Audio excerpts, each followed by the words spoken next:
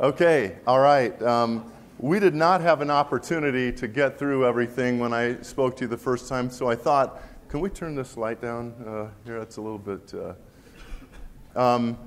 So I wanted to take you through some of the slides that I didn't take you through, and I wanted to sort of bring back to your mind some of the things that we talked about as we got into the meat.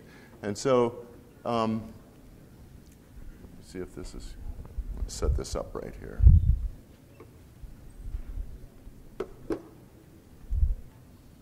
Right.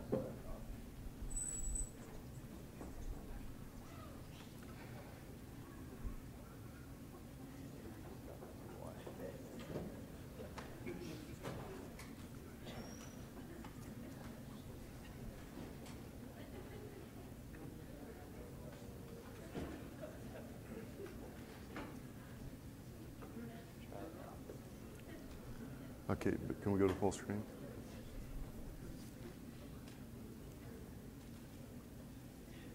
Am I hitting the right one? Is it this one right here?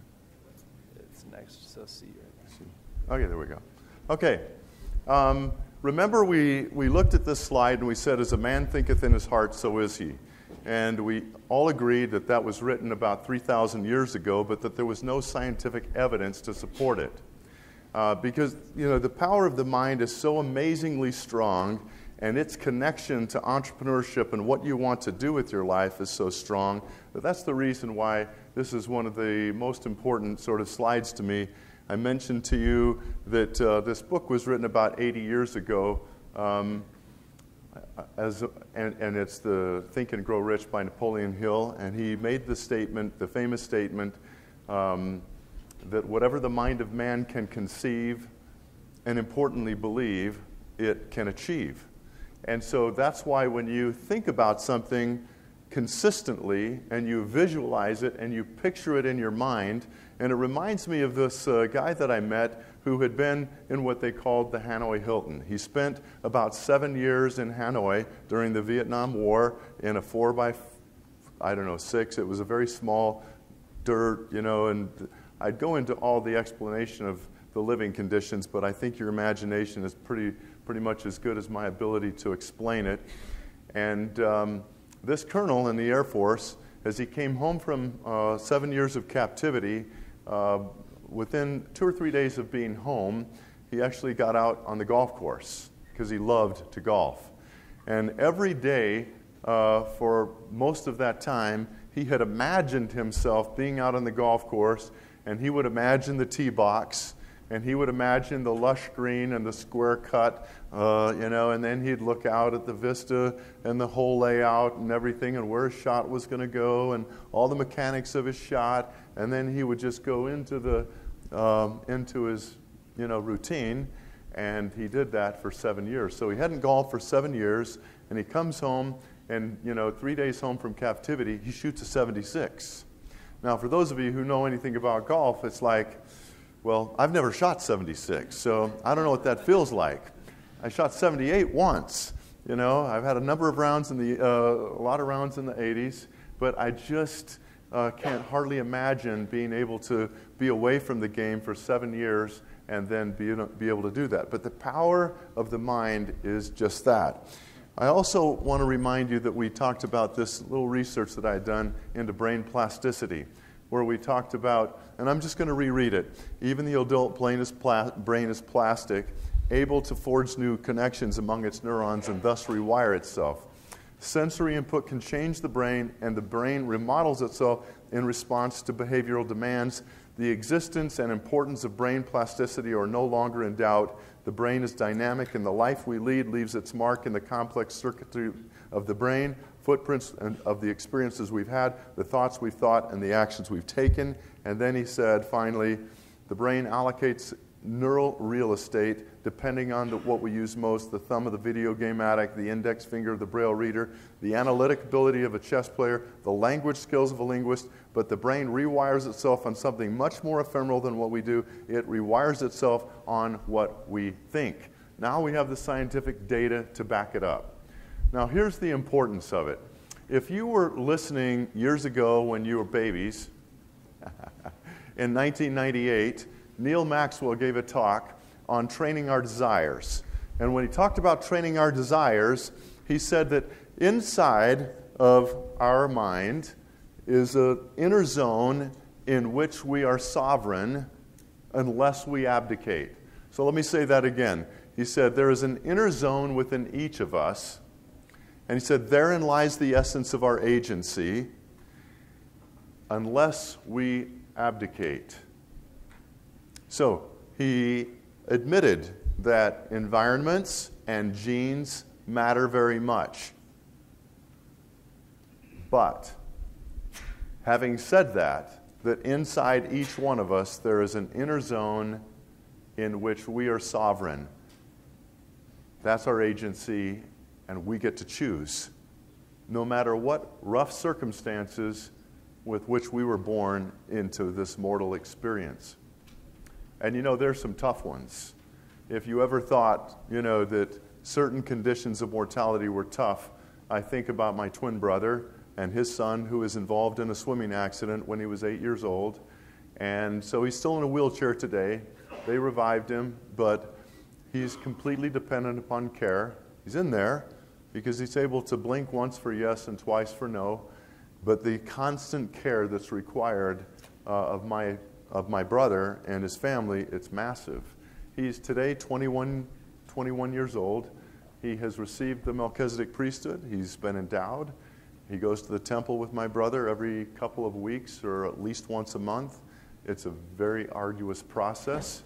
And when he received his patriarchal blessing many years ago by the same individual who wrote the words to Saturday's Warrior, which I know the family very well, it was an amazing patriarchal blessing that talked about his life in the preexistence and his choices. So I just want to assure you that what we think matters. So I'm going to do it on two levels. One, because I'm here at Brigham Young University, I can actually sit down and preach to you guys. Isn't that great? I'm sorry, just kidding. But really, so what you do with your spiritual life and your family life, all those things are very important. And I know we're here to talk about entrepreneurship, but I just want you to know that all these things are interconnected, because you'll become successful one day. And what will you do when you become successful? Because I have lots of friends who sort of lost their way when they became successful. So it's really important to me that you understand what matters most. So now, having said this, I want to talk to you, and this is something that we've been talking about this year, about this paradigm shift in entrepreneurship. And if you look at this, how many of you now know this guy and what his name is? Oh, it's right there. It's not supposed to be. It's supposed to pop up. Okay, so what's the story behind Alfred Sloan? Who was he? Yep, the father of the modern corporation, CEO of GM. So the real entrepreneur was Billy Durant. But Billy Durant, when he was the horse and buggy, different chassis, makes and models or whatever of buggies, became very successful. Cars come along and he gets into the automobile business. He builds out General Motors, but he's not a finished operator. And because he's not a finished operator, sort of like, a bit of a loose cannon and a builder and a grower, but not sophisticated in process and system and repeatable best practices. So the board boots him out of his own company. So he starts Chevrolet. Chevrolet gets bigger than General Motors, and it buys General Motors back, and he's back in charge. But it wasn't all that long, a few more years, and he got booted again. In comes Alfred Sloan. He's known as the father of the modern corporation. Nobody remembers Billy Durant. He actually had some setbacks during the market crash of '29, but he was the real innovator behind General Motors. Now, what that says is that the skill set to start a business is not the same skill set that you need to finish a business.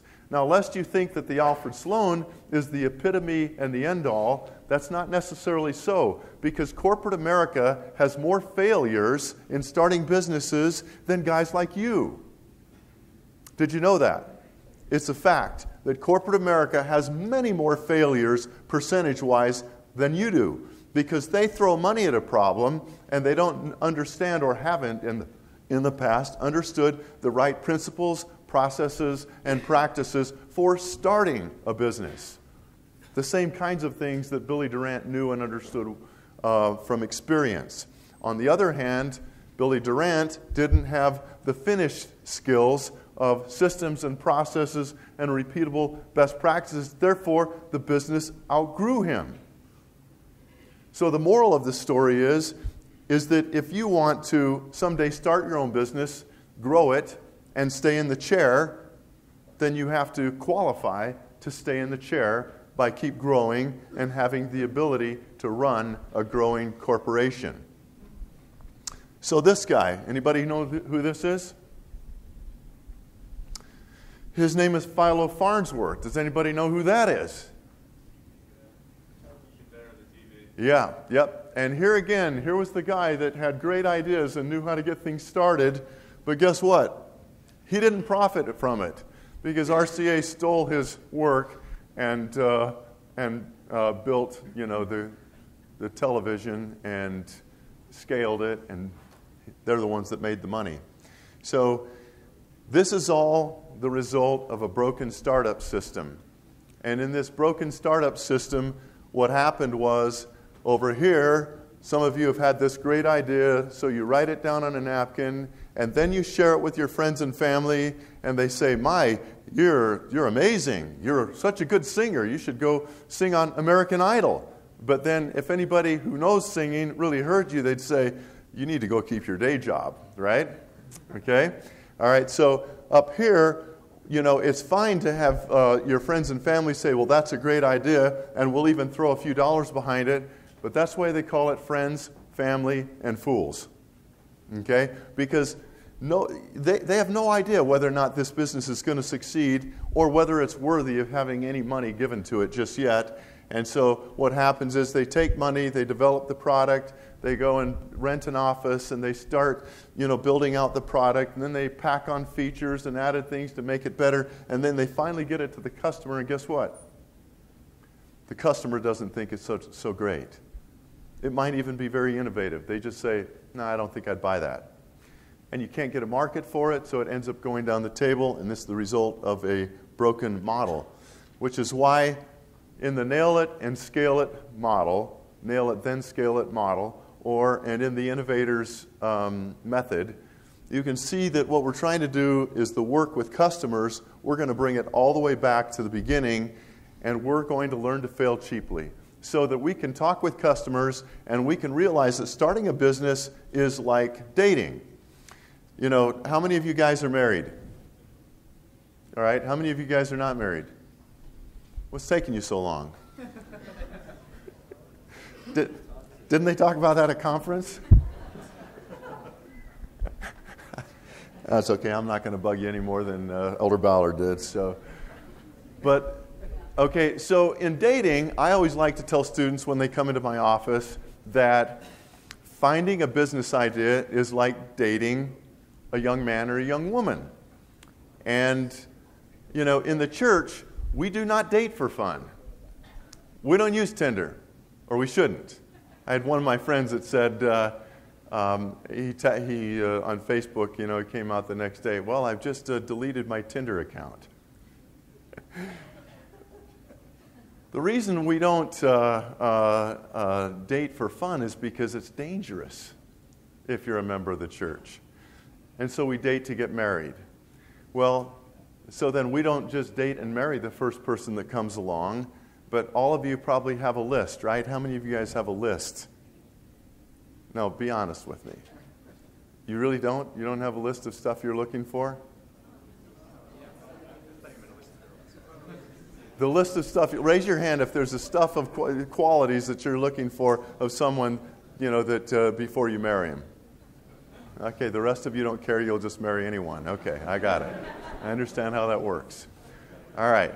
Well, the whole idea is that when you date them just long enough, an idea, to see whether or not it's worthy, so to speak, of becoming a business. And if you decide that it is because you've done your homework and you've actually gone out with customers and done all of this work that we're talking about, then you might decide to marry this idea and actually start a business. So the good news is that you can actually start a lot of businesses and never launch them and never consider yourself a failure. Why? Or that you ever failed. Because you stopped the business before you started the business. Do you see what I mean? It's only when you blow $50,000 or $100,000 or $200,000 and you wasted 2 years of your life that you call that a failure. And even that is a blessing and a benefit because it's what we call in the entrepreneurial world scar tissue. And when you have scar tissue, that usually ends up making you a better leader, which is why I often say that I've had my, $10,000 mistakes and my $50,000 mistakes, my $100,000 and my $1 million mistakes. It's a problem. When you lose $1 million because you made a mistake, it's not like you go, well, oops. So my son was buying a car, and he's perfectly capable of getting the loan and everything, but he wanted to buy it right then and so he said, Dad, can I borrow some money until this next week when I can go and get the loan? I said, no problem. So he goes down to the bank, and he comes home with $16,000 of $100 bills sitting in his hand to buy this car. And he said, man, I have never held this much money before. This is amazing. And I said, well, really, that's not very much money. I mean, it might be to you guys, but now picture $1 million, and doing this to it, okay? This is not what you want to do, which is why we're talking about, business model development and customer validation, okay? So the early stage of any business, as you have known, because of the books that you've been asked to read, is that we first nail the model and we prepare for scaling, okay? And I'm just going to spend a couple of minutes with this just to remind you of the ebb and flow, the process of what we're talking about. Nailing a model is not as easy as you think. It requires that you conduct a lot of rapid experiments that are done in the right way. Because if you get done with your rapid experiments and then you actually build and launch your product, but you're unsuccessful because you conducted the tests poorly and they really weren't done in such a way as to get the real mind and thinking of the customer, well then it was a worthless process. Once we have nailed a model, then we have the opportunity of doing what we talked about, of going from the known to the unknown, where we say that let's take business and give it a definition, that business is executing on a known business model, whereas entrepreneurship is discovering the answer to unknown and untested and unproven ideas to see if it could be a model. That's what entrepreneurship is. So once we nail the model and we begin to launch and scale, then this entrepreneurial endeavor sort of morphs and transitions into a what? A business. And then we are a business person. Okay, we're going to innovate so that we create distance from our competitors. How many of you know about blue ocean versus red ocean? Anybody? I'm sure that there are several people that know it. No? Okay. You know? Yeah. Go ahead. So red ocean is you're competing in a market where it's very competitive, and the blue ocean is very open and you can have as much margin as you want. Okay, so the way I like to say it's like if you're a shark with your family living out in the ocean, which would you prefer? Being in the same space with about, 300 other sharks, and then you've got, the same fish supply that's open to, 300 families, or would you rather be out there by yourself and you've got this whole pool of fish and you've got it to you're the only shark family there to enjoy it? That's the difference between blue ocean and red ocean, and the way to create blue ocean is to create distance between what you do and what your competitors do. Now, I'm going to tell you a secret that not very many people know or understand, or at least they're not very good at. So let's go to this next slide. We're going to break down the parts and pieces of playing basketball, okay? How many of you men or ladies like to play basketball? All right? So what is the characteristic skill sets that you would need to be a great basketball player? Shout them out. Okay, got to dribble? Shoot? Pass? Defense? Rebound? How about free throws? Did we miss physical fitness? Oh, and maybe tall. Oh, tall. You mean jeans? Okay. Yeah. Both in your physique and your size, and also in your athletic ability, right? Okay. So when my oldest son was in 5 years old, I hired a college basketball player to teach him how to dribble. And he put him through all of these drills that they put, young kids and junior high kids and high school kids, and even, to learn how to really dribble. Tons of drills. So you could do the same thing for free throws, or for shooting, or passing, or rebounding. You could do the same thing. So what's the difference then, or where's the analogy come in? So in business, instead of it being shooting, it's administration. When I had people pick up the phones at Best Final, we had a very specific thing, dialogue that we had written out. And our people memorized it, and they became perfected in it so that it became an automatic response. And they were really, really good at it.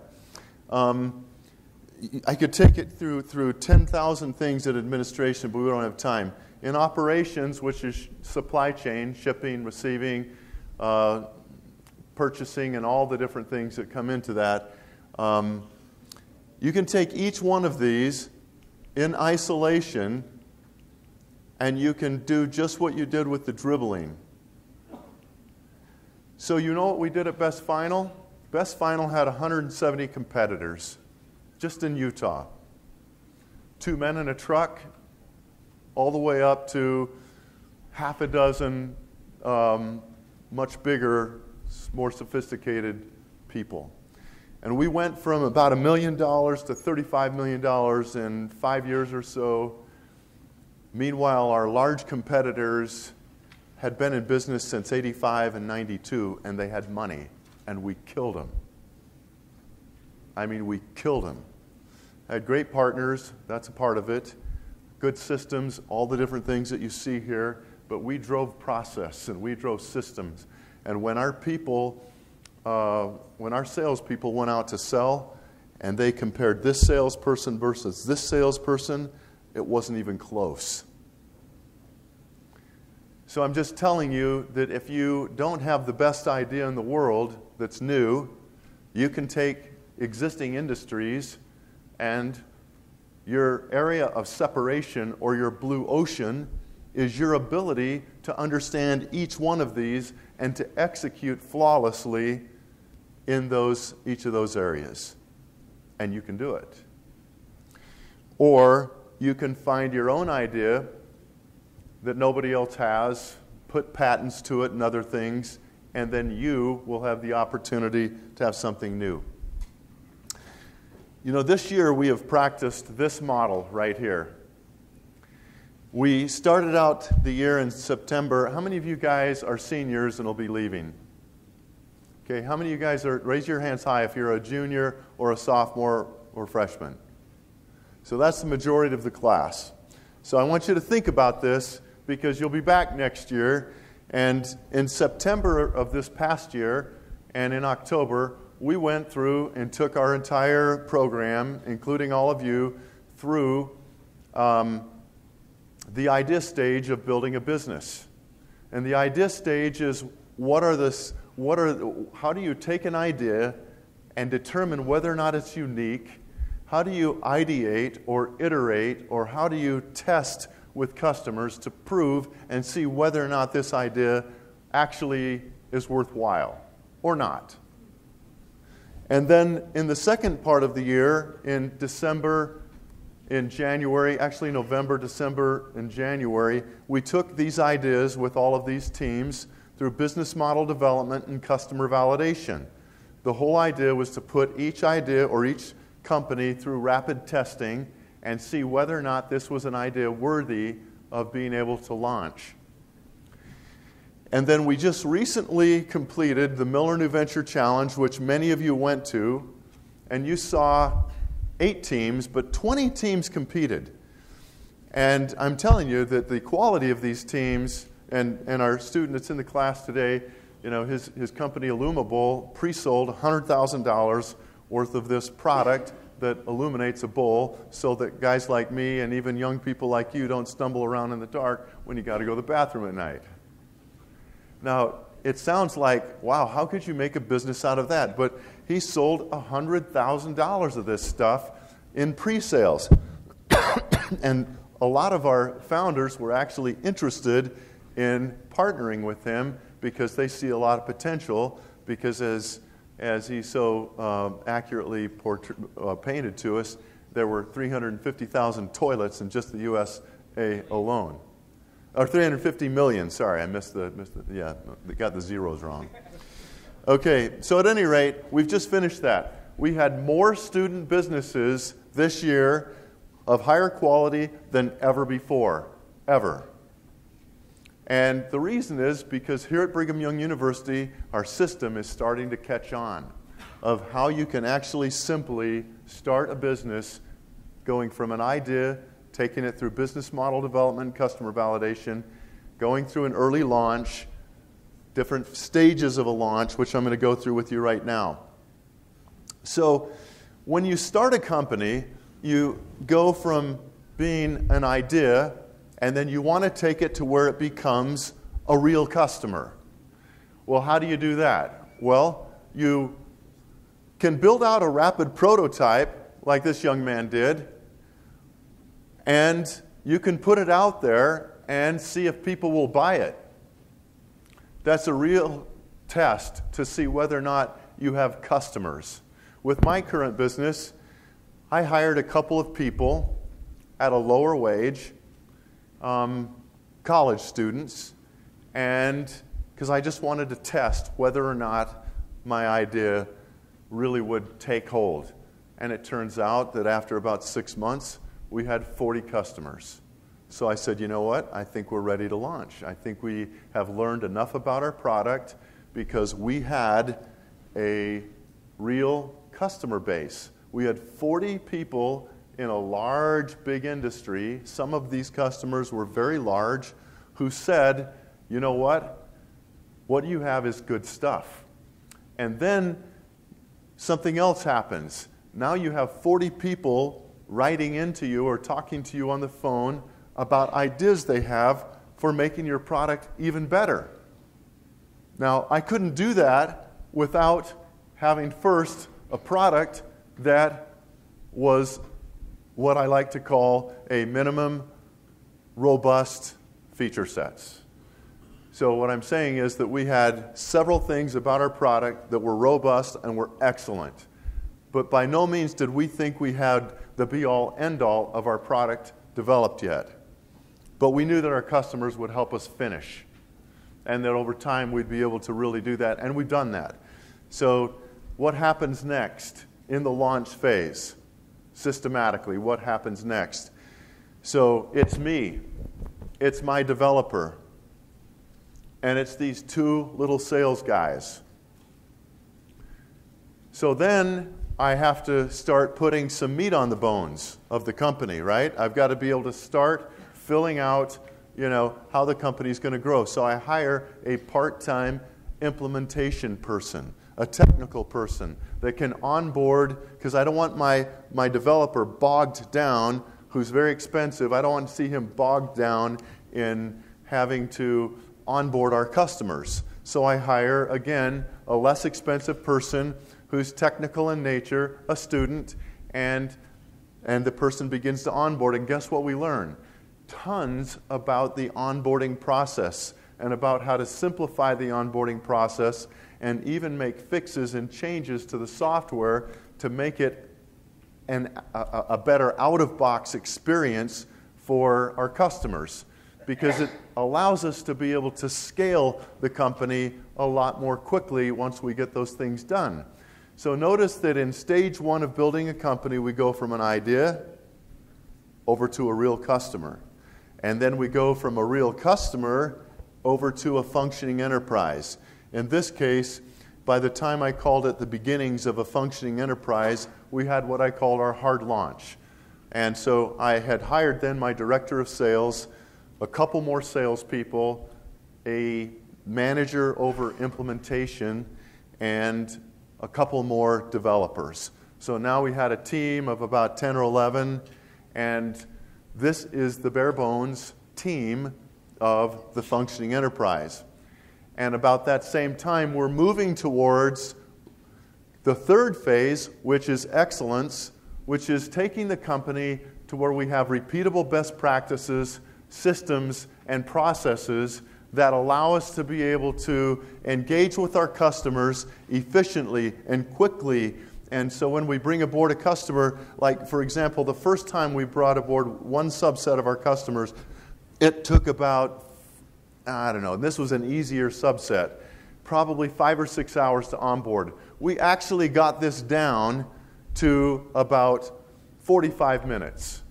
So imagine the economies of scale then, and comparing that to excellence. Okay? So then we go from excellence, or where we have, we've developed our systems and process, to continuous innovation. Now here's my point. Back over here, when you are doing your customer validation, you're not needing at that stage of your company building some giant leader who's capable of leading, legions of people, into battle and having amazing, success. You're not needing that yet. You're involved in project management. So the leader has to be very intent and focused on what the goals are to be able to test and prove your idea, so that you know when you get out of that stage that you've got it right. And then what kind of leader is then needed when you have this operational team beginning to form? You obviously need some experience so that you hire the right team and the right skill set, but at the end of the day, you're also the beginnings of we're not very big, come follow me, and we're going to make this big, and we're going to make this successful together, and you're going to profit from it. Now, let me give you another idea of how this leadership comes into play. So, in one of my businesses, I went to one of our suppliers, to our supplier.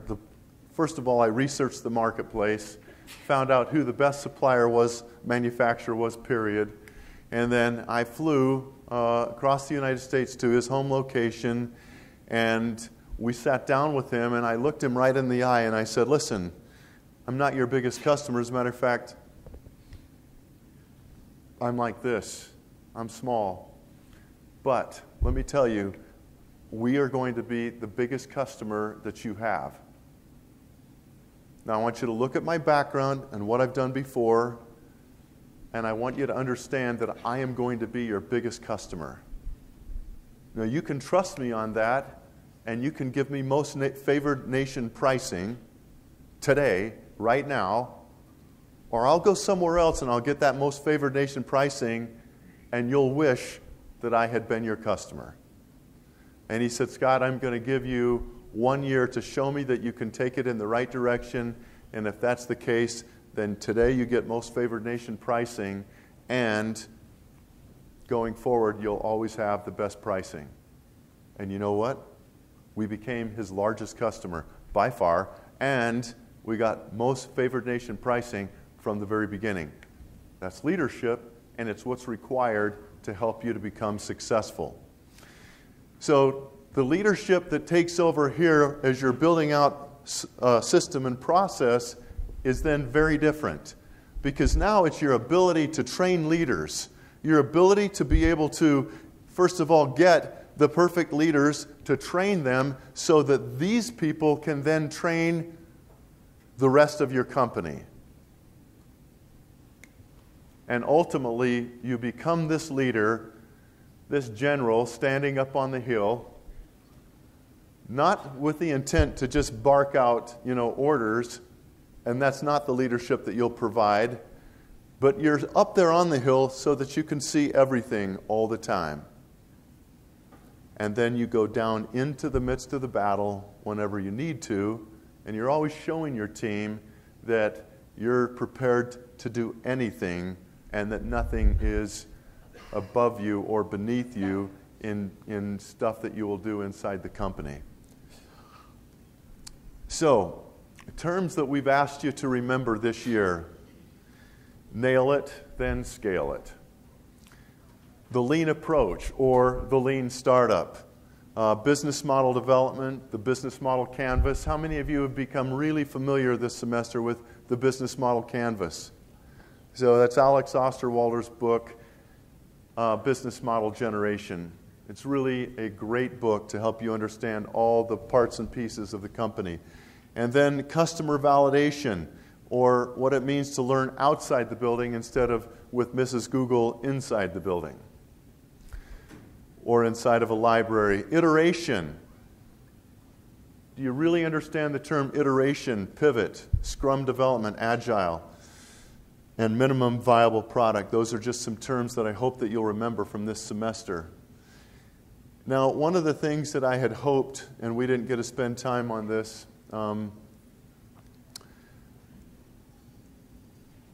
was that for I did liken all scriptures or all lectures unto me, that it might be for my profit and learning. Notice how I put an exclamation point by the profit, and you can understand how that you actually could make something of this.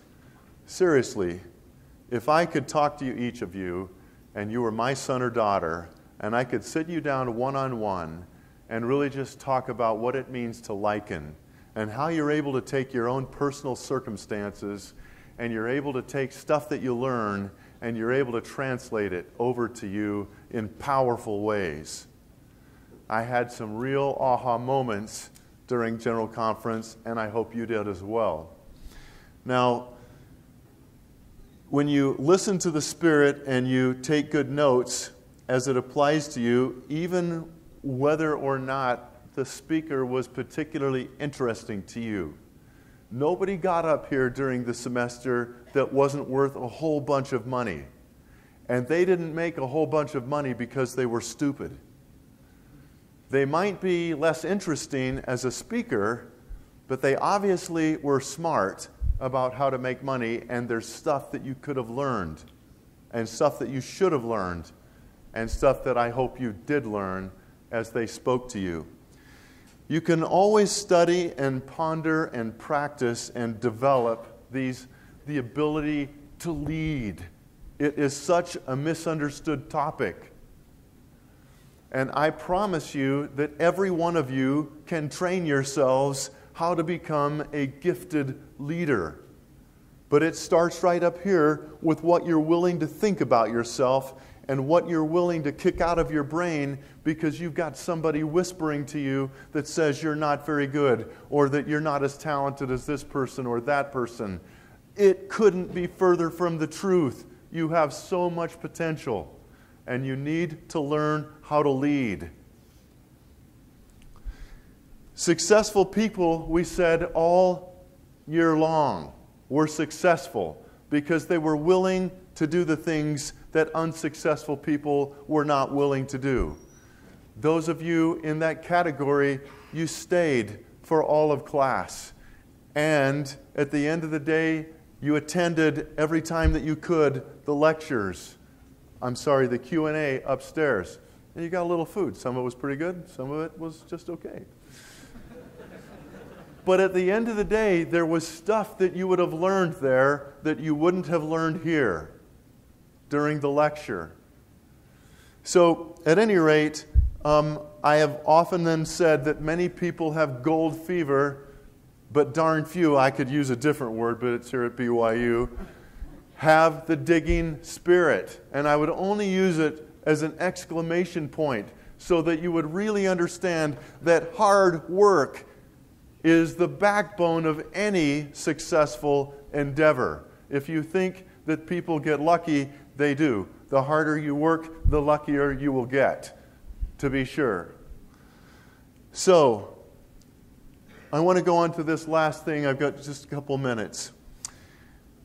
I hope that you will be about the process of becoming. Becoming what?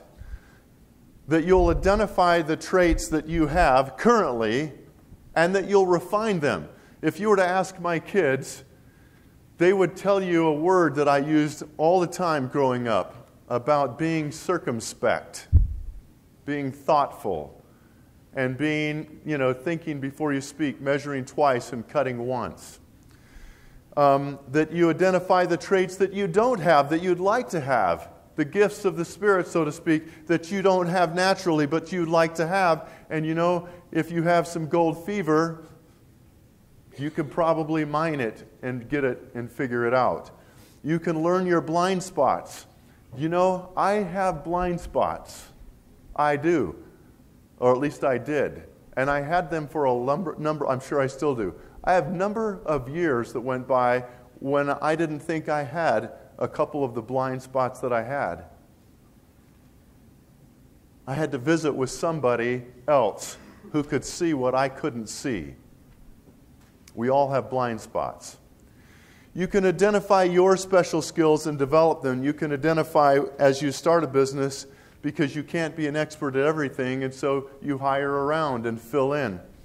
So you can develop and hone your skills, sales, leadership, marketing, accounting, finance, operations, coding, and so forth. And this is a very important principle right here. See one, do one, teach one. You want to know how to become an expert? Well, first of all, observe something being done correctly. Second of all, do it yourself. And by the time that you are beginning to teach other people how to do it, then that skill set will all of a sudden begin to envelop you, and you'll develop an expertise. See one, do one, and teach one. And then continuous reading out of the best books and networking events. And please remember that experience is the ultimate teacher, and that you remember that God can make so much more out of you than you ever will be able to make out of yourself. If I could leave you with that note, that God can make so much more out of you than you could ever possibly make out of yourself. I have never made a major move in my life without feeling an important direction that comes from the Spirit. And finally, I can tell you from my own experience, as I walked through a home that my daughter is buying, and I thought to myself as I walked in, this is a very small home. It's 2,000 square feet. It seemed like a box. It seemed so tiny. And yet I remembered moving into 960 square feet as a young married man, and it was the happiest day of my life because I had what was most important. I had my eternal companion, and we had the beginnings of real wealth, of real richness, and real happiness. It's what I advocate to each one of you. God bless you in all of your endeavors and your righteous pursuits, and know that there are a lot of us that are pulling for you. Thank you.